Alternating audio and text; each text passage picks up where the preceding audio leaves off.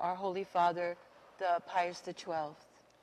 Many of them understand, and many of them who were saved especially realize that without his help, without the help of the nuns and monks and priests in Rome who were able to hide these people, they would not have been spared. They would have been sent to Auschwitz just like the other Jews who were sent in the beginning of this period.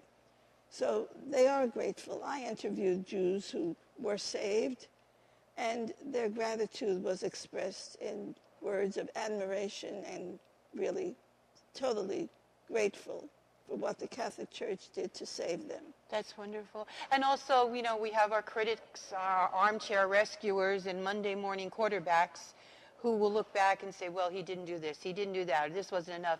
I read one very poignant situation where right in his very neighborhood, 1,000 Jewish people were being transported, and was it the Princess of Italy, I don't have her name at the top of my head, went to the Holy Father and pleaded for these people. It must have been with great regret that our Holy Father, in the way God was leading him, he was not able to intercede for these people. It might have been an international riot, or the Vatican may have been... But how could he?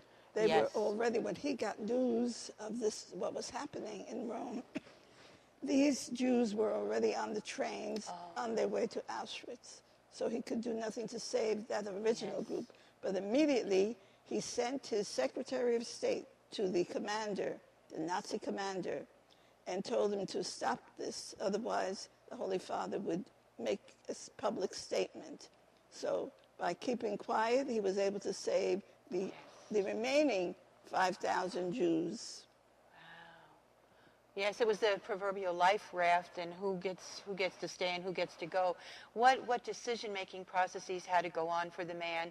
I mean, a holy man of God, the vicar of the church, Christ's representative on earth, but I mean, pushed beyond every limit at such a hideous time in history. And do you feel now that his canonization, his cause is up for canonization? Beatification, and I'm quite sure that... Can you tell us a little more about that? Well, really, I cannot give you any additional information except for the fact that he has been declared venerable, that there are miracles that have been presented to the Holy Father. Do you know some of them, Sister? Yes. Now, for instance, I could tell you one that happened in Santa Marinella. That's a little town about an hour away from Rome. And in this seaside town, there was a young teacher who had cancer. And during the night, her husband had a dream. He dreamt of Pope Paul II. But Pope Paul II told him, no, don't pray to me, pray to Pius XII. Wow. And he did. The next day, he brought his wife to the doctor to confirm what he had already been told, that she had terrible cancer. And the doctor was amazed, because when he took the x-rays, everything had disappeared.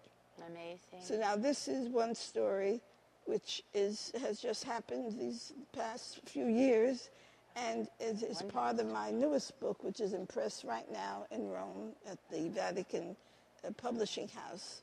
And that story certainly will impress people, because it's so clear that it was through the intercession of Pius XII that this young teacher was cured of cancer. Oh, what a beautiful story. And Sister, where did this championing, where did this warrior spirit come from? We know the Holy Spirit guides us and gives us courage, but no disrespect, but you're the most unlikely warrior, and yet here God has made you just this incredible woman who is... I've been fighting all my life here.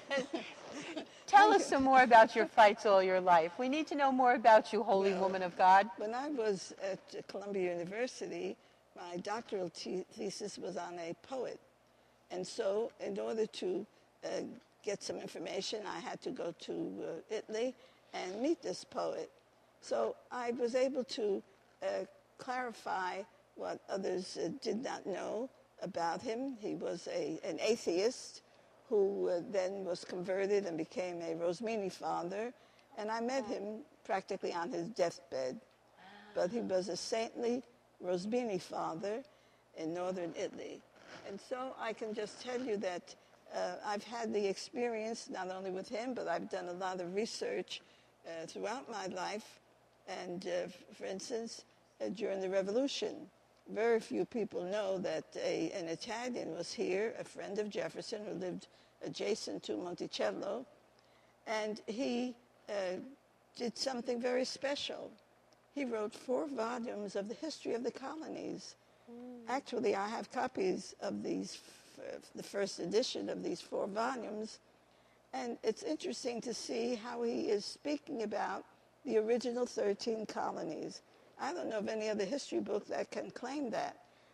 I have the copies of these 4 volumes, and I haven't had time to investigate, but I wish somebody would help me because I'd be interested in knowing if any other writer wrote a history on the 13 original colonies the way he did, and this was published in 1788. And his name, sister, again? Philip Matsei. We even had it stamped in 1980. An international airmail stamp was printed in his honor for his 250th anniversary of birth. So I've been fighting all along, dear. It's so wonderful. My word.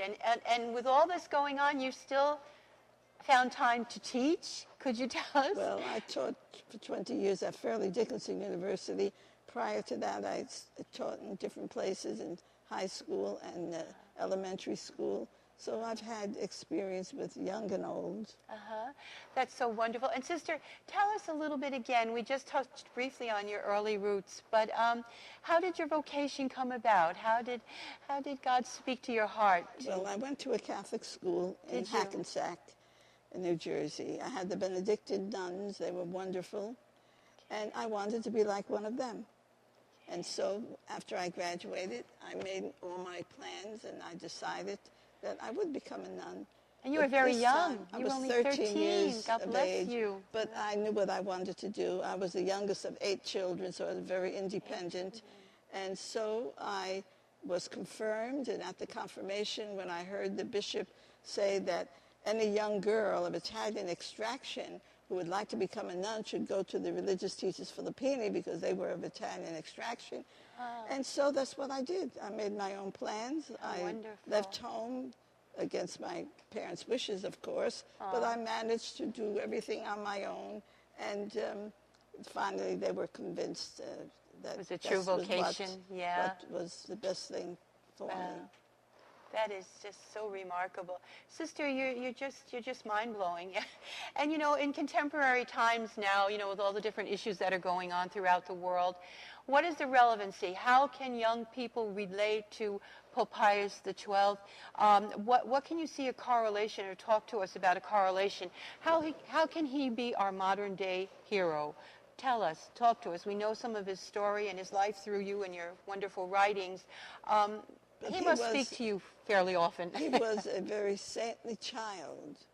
When he was just maybe 6 or 7 years old, his mother would find him kneeling before a picture of the Blessed Mother, praying as a child.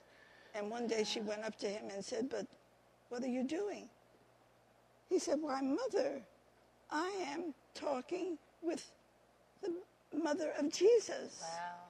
I mean, here he was just a child, and he knew what he was doing. He was before this portrait of the Blessed Mother praying, and that's what he did throughout his life. He was very, very prayerful. I have a large photo of him 2 days before he died.